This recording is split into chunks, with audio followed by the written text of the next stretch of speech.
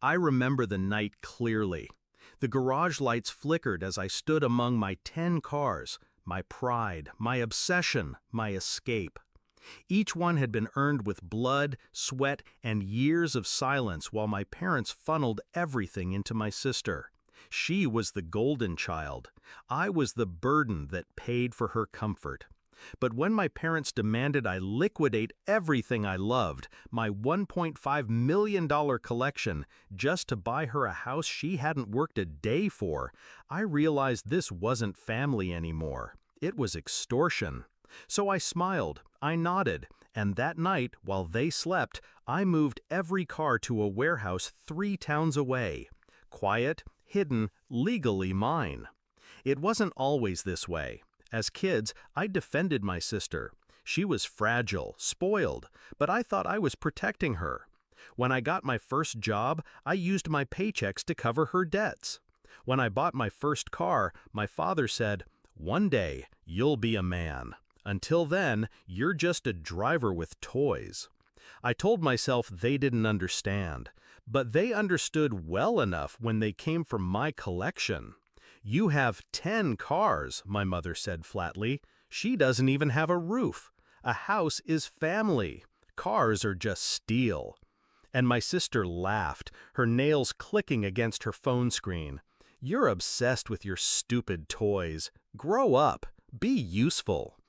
The betrayal wasn't just in the words, it was in the entitlement. The weeks that followed were a storm of pressure. My father shoved realtor flyers at me. My mother hinted about family obligations. My sister texted me house listings, mansions she couldn't dream of affording, captioned with, "This one's perfect. Sell the red one and the black one. That should cover it." That was when something inside me shifted. Not anger, not heartbreak, clarity. They thought I was cornered. They thought I'd break. Instead, I began to plan. Step 1, disappear my collection. Each car was moved in silence, contracts signed, titles transferred into a holding trust, one they couldn't touch. By dawn, the garage was empty, cold, echoing. When my parents walked in the next day, all they found was space. My father's face drained. My mother demanded, "Where are they?" I shrugged. Gone. Their fury was volcanic. My sister shrieked, "You selfish freak!" But I'd already learned the most important rule. Never argue with people who see you as a wallet. Just cut off the wallet. Step 2, bait the trap. I let them believe I'd caved. I hinted about selling. I asked my sister what kind of house she wanted. She bragged to her friends that her loser brother was finally paying his debt. Meanwhile, I was working behind the scenes. I bought a small, crumbling house in her name, cash. Legally hers. No mortgage, no escape clause. The deed tied her down like chains. On the surface, it looked like generosity. In reality, it was the beginning of her prison. The day I handed her the keys, my parents beamed with pride. At her, not me. "Finally," my mother said, patting my arm like I was some obedient pet. "You did one useful thing." My sister tossed me a smirk. "Guess you're not completely worthless."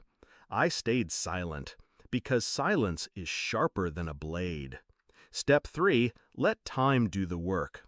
The house wasn't just old, it was a money pit. Leaks, broken wiring, hidden repairs that bled cash every month. And she was unemployed. At first, she demanded I help with maintenance. I declined. My parents screamed. I ignored them. Slowly, her savings dissolved. The shiny dream turned into a rotting nightmare. The house dragged her under, one repair at a time. And my parents? They couldn't bail her out. They'd spent decades enabling her. Their accounts were dry. They began to resent her. The golden child's shine began to rust. The final step wasn't planned. It was poetic. This morning, I woke to a message from her, a single photo. Her standing in the cracked doorway of that house, the paint peeling, her smile gone. And under it her words, "I can't do this anymore. Come take your stupid house back." But here's the truth. She can't walk away. It's legally hers. The debt, the decay, the liability, all chained to her name. And me? I was standing in my warehouse, sunlight bouncing off the hood of my Ferrari when I read it. I should have felt guilt, but all I felt was release.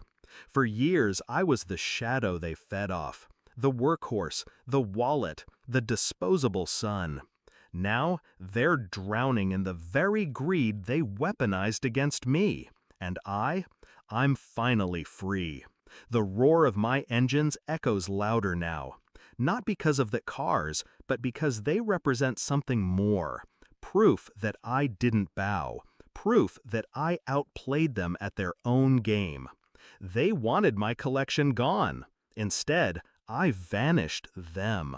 And when the engine starts, when the road opens in front of me, I think of one simple truth. Family doesn't betray you by accident. But when they do, you don't just forgive. You finish the story. And I did.